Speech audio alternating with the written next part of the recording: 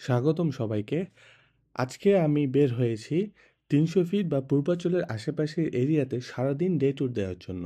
তো অনেকেই গাজীপুর বা নারায়ণগঞ্জের দিকে ডে ট্যুর দিয়ে থাকেন। কিন্তু পূর্বাঞ্চল বা ৩০০ ফিটের ভিতরে কোন, কোন এরিয়াতে কোন, কোন জায়গায় কিভাবে আপনি প্ল্যান করলে সারাদিন যেতে পারবেন আজকের ভিডিওতে বিস্তারিত থাকবে। তো ১ম আমরা চলে এসেছি শাপলা পদ্ম বিলে।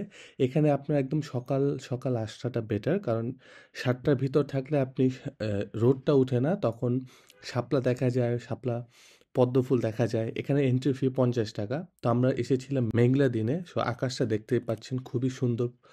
ক্লাউডি ওয়েদার ছিল, মেঘের কারণে তেমন রোদও ছিল না। এটা হলো শাপলা পদ্ম বিলের এই স্পটের খাবারের জায়গা।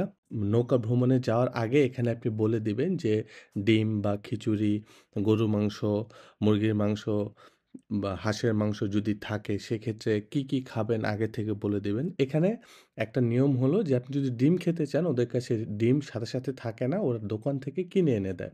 সো এখানে ডিমের অর্ডারও দিয়ে যেতে পারবেন। এরপর এখান থেকে আস্তে, আস্তে আপনারা একটু সামনের দিকে গেলেই নৌকা ওঠার এরিয়াটা পাবেন। এখানে আপনার আ একটা নৌকা ৳৩০০ ১ ঘন্টার জন্য উঠতে পারবেন।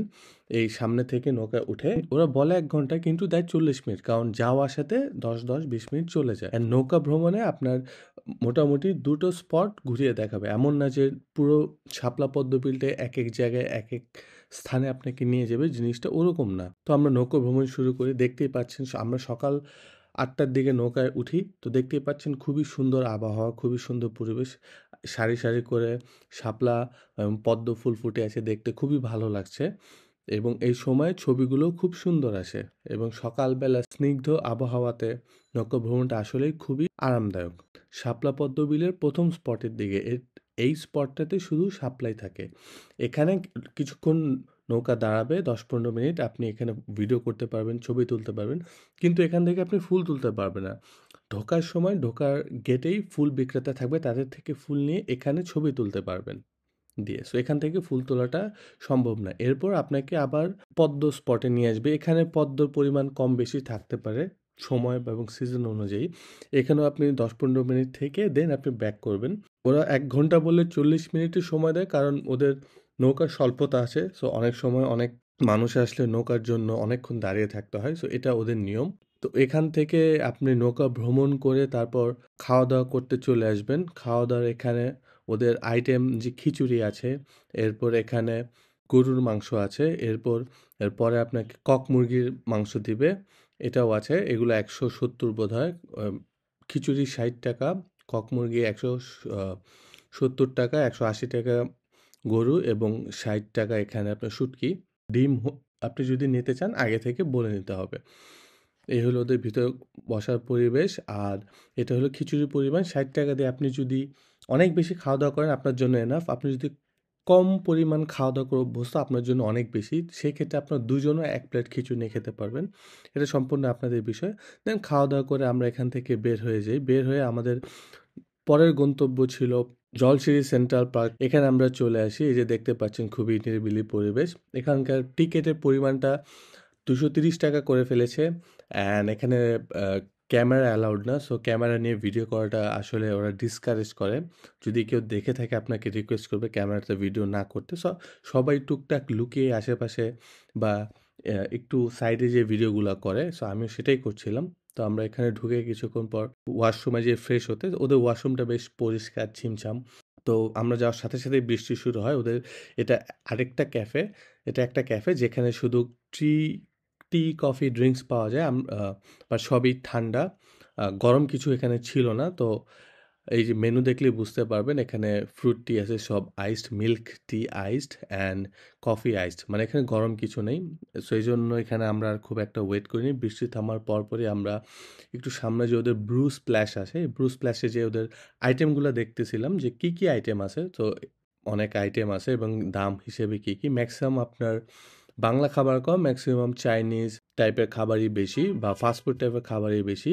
আমার জলশিরি সেন্ট্রাল পার্কে একটা ভিডিও আছে, ওটাতে বিস্তারিত সবগুলো আইটেম দেখানো হয়েছে।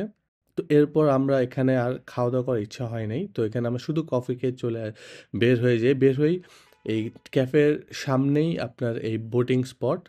এইখান থেকে আপনি টিকিট কেটে বোট রাইড করতে পারবেন। একটু সামনে গেলেই এখানে আপনার কোনটার কত প্যাকেজ, কতক্ষণ, কতজন মানুষ বসতে পারবে এটা দেওয়া আছে। এটা আপনি স্ক্রিনেই দেখতে পারতেছেন।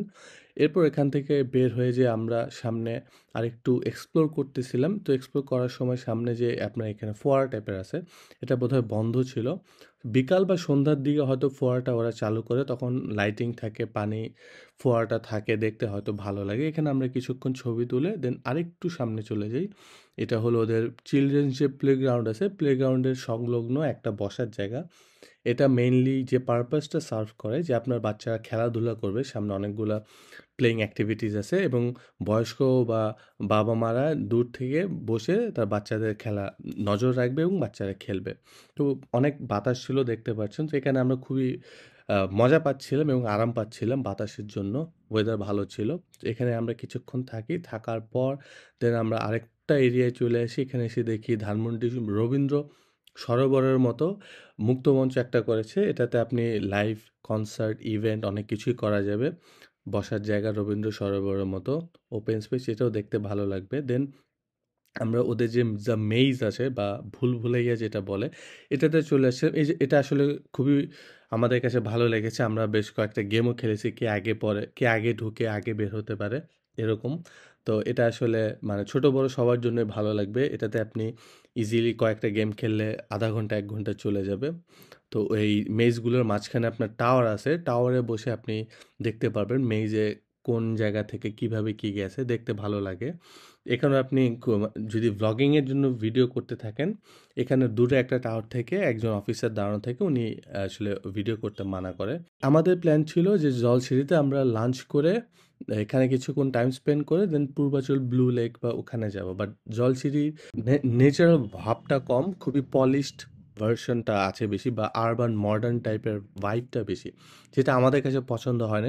সো আমরা সিদ্ধান্ত নিলাম যে জিন্তা পার্কে চলে যাব, ওখানে লাঞ্চ করব অ্যান্ড ওখানে প্রাকৃতিক পরিবেশে আমরা অলস সময় দুপুরটা কাটাবো। সো সেই চিন্তা করে জিন্তা পার্কে চলে যাই। জিন্তা পার্কে যেয়েও দেখি যে ততক্ষণে দুপুর হয়ে গেছে ১২টার মতো, ওখানে ১২টা ১টার মতো সময়। তো ওখানে যেয়ে দেখি যে নতুন টিকেটের দাম ১০০-১৫০ টাকা করে ফেলছে, যে নতুন মুদি দোকান টাইপের দিছে যেখানে চা কফি পাওয়া যায়। তো আমরা টিকিট কেটে ভেতরের দিকে যাই। যাওয়ার পর সামনে একদম সোজা আপনার ডাইনিং এরিয়াতে চলে যাই। এই যে ডাইনিং এরিয়াতে ওদের লাঞ্চের আইটেমগুলা দেখতেছিলাম কী, কী আছে। এখান থেকে আমরা ৩ টা বিফ, ৩ টা চিকেনের সেট মেনু নেই। তো খাবারগুলো মোটামুটি ছিল যতবারই আসছি। ডাইনিং এরিয়ার পাশে থেকে চা কফি নিয়ে আমরা দোলনার পাশে বসেছিলাম। তখনই বৃষ্টিটা আসে। বৃষ্টিতে আসলে খুবই ভালো লাগতেছিল। কারণ ন্যাচারাল পরিবেশে বৃষ্টি, পুকুরের সামনে বৃষ্টি পড়তেছে, দেখতে ভালো লাগতেছিল। এখানে আমরা বেশ কিছুক্ষণ সময় কাটাই। তো এটা আমরা চলে এসেছি ব্লু লেকের সাথে, এটা বলে আপনার খান চত্বর ২১ নাম্বার সেক্টর পূর্বাচল। এখানে চলে আসি। এখানে আমাদের কখনো আসা হয় নাই। সো এটা আজকে ১ম আসা। এটা একটা রেস্টুরেন্ট ব্লু লেক। কক্সবাজার বিচের সামনে যেভাবে সবাই আ বেঞ্চে বসে আরাম করে, ওরকম একটা ভাইব পাওয়া যায়। লেকের পাড়ে আপনি বেঞ্চে বসে আছি। এখানে বারবিকিউ বা বিভিন্ন রকমের খাওয়া-দাওয়া হয়। তো আমরা এসেছিলাম, এখানে এসে দেখি যে এখান থেকে অন্য জায়গায় বেটার ভিউ পাওয়া যাবে বা ওই পাড়ে বেটার ভিউ পাওয়া যাবে।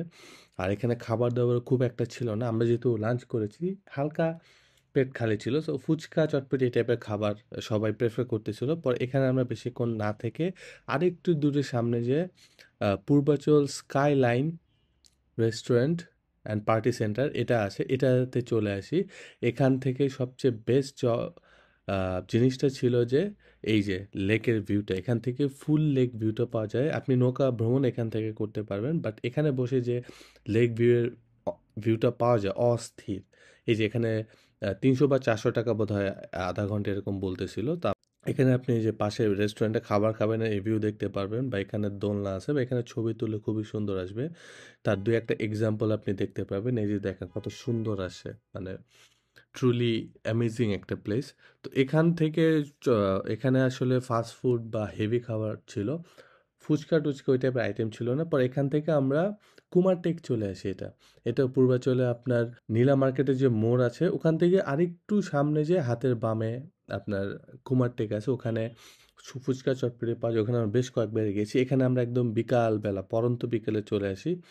তো তো এখানে আমরা খাওয়া-দাওয়া করে এখানে বোট রাইডটা আমরা পরে করা হয়নি। এখানে বেশ কিছুক্ষণ থেকে আল্টিমেটলি দেন আমরা ঢাকার দিকে ব্যাক করি। তো এই হলো আমাদের ৩০০ ফিটের প্ল্যান। ১ম এ আমরা শাপলা পদ্ম বিল যাই, সেখানে লা ব্রেকফাস্ট করি। এরপর জলসিঁড়িতে যাই, সেখানে চা কফি খাই। জিন্দা পার্কে যেয়ে আমরা দুপুরে লাঞ্চ করি। তারপর পূর্বাচল ব্লু লেকে যেয়ে আমরা বিকালে কিছু সময়টা কাটাই। কাটানোর পর দেন আমরা কুমারটেকে যেয়ে চটপটি ফুচকা একদম পড়ন্ত বিকেলের সময়টা কাটিয়ে দেন আমরা একদম সন্ধ্যার পরপরই ঢাকার উদ্দেশ্যে ব্যাক করি। সো এই ছিল আমার ৩০০ ফিটের সারাদিনের প্ল্যান। সো আপনারা চাইলে এই প্ল্যান ফলো করতে পারেন বা ২-১ টা প্লেস বাদ দিয়ে আরও বিভিন্ন জায়গায় যাওয়া আসা করতে পারেন। আশা করি আমার ভিডিও দেখে আপনাদের হেল্প হবে যে পূর্বাচলে সারাদিনে যদি প্ল্যান করতে চান কী যাবেন, কোথায়, কোথায় যাবেন, কোন প্লেসে কিভাবে কি করবেন, অ্যারেঞ্জ করবেন। সো আশা করি আমার এই ভিডিও দেখে আপনাদের হেল্প হবে। পরবর্তীতে অন্য কোনো ভিডিও নিয়ে আসবো। খোদা হাফেজ।